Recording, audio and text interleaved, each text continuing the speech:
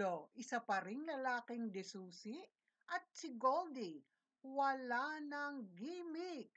Ang kanilang ama si Ginoong Andrew Yulo ay tumanggap ng sertipiko ng appreciation bilang isang tapat at loyal na Infinity employee or Infinity Travel employee kasama ng cash.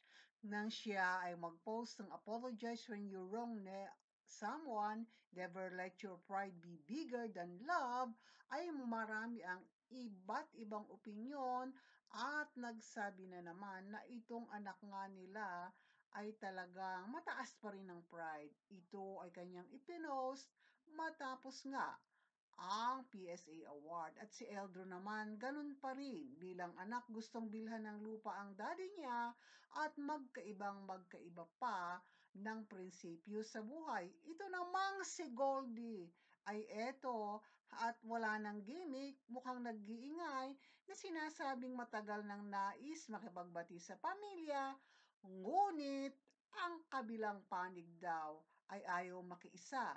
Wala nang maiingay sa kanyang mga SOCMED accounts sa TikTok at iba pa, kaya't ang PSA Awards ay nang ihatid nga itong si Eldrew ay nag-post ng kanyang mga larawan, subalit hati pa rin at inis.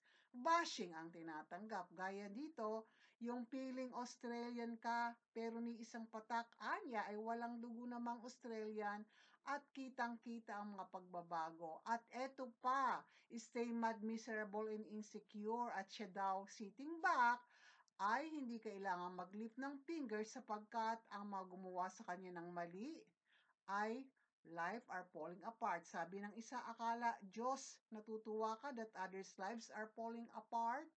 At iyan nga po ang naging reason ng mga netizens kung bakit nabalik ang pagkainis muli sa babaeng ito. Nag-iingay tungkol sa sinasabing matagal naman na daw silang nagbalak makipagbati sa family ng Yulo, subalit ang kabilang banda ang walang effort naman. Ayon naman sa maraming netizens, marahil malalim ang naging sugat bago pa man sumabak sa Paris Olympic itong si Kaloy sa kanyang mga magulang at patuloy din naman silang binibiyayaan. Naging gentleman naman at umani ng papuri si Eldrew na siya ang kusang lumapit at nagbigay ng respeto at bumati sa partner ng kanyang kapatid na tinatawag na si Goldie Girl o Goldilocks o si Chloe San Jose. Ko kung ano yung mga mo. Alas, sabay ako. Sabay ako. Sama ba natin? So, iniisip ko kung ano yung mga At ng gabing ang iyon ay inihatid ni Kaloy at ng kanyang partner sa bahay nila sa Leverisa ang nakababatang kapatid samot-saring negatibong komento sapagkat hindi nakita na ito ay bumaba at kumaway lamang sa kanyang ama.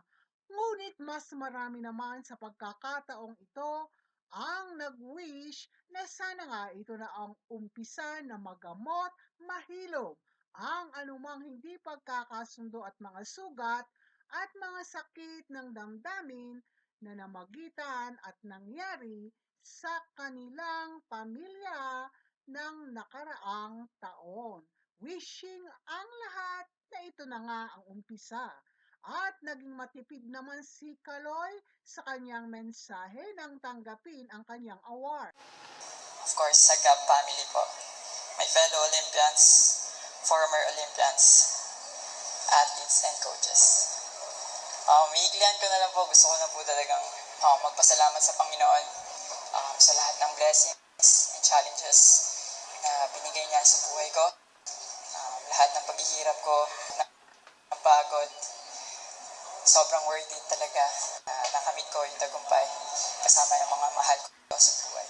Isa nga sa positibong napansin ng mga netizens ay ang saya sa mata ni Carlos Yulo na makatabi at very proud sa award na nakamit din ng kanyang nakababatang kapatid. Ngunit hindi maiwasang nabash pa rin si Carlos Yulo ng marami lalo na nang kumaway lamang dito sa kanyang ama at hindi ito binaba nang ihatid si Eldrew.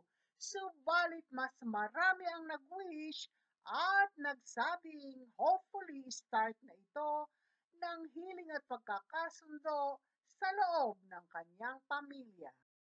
After all, wala namang perpekto sa kanila. Ang kanyang mga magulang, hindi perpekto. Si Carlos Yulo at ang kanyang mga kaanak ay hindi rin perpekto. Lalong-lalo naman itong partner niya na magpahanggang ngayon itinuturong dahilan at kinaiinisan ng maraming netizens dahil sa impluensya nito kay Carlos Yulo. Yan. Kung tunay o sincere nila ang intensyon nitong makipagkasundo sa pamilya Yulo, sana noon pa ito naganap kahit na ayaw makipag-cooperate ng ina ni Kaloy ay naririyan ang mga kapatid at iba pang kaanak, kaya't hindi naniniwala ang marami sa babaeng ito. Lamang po muli, maraming salamat.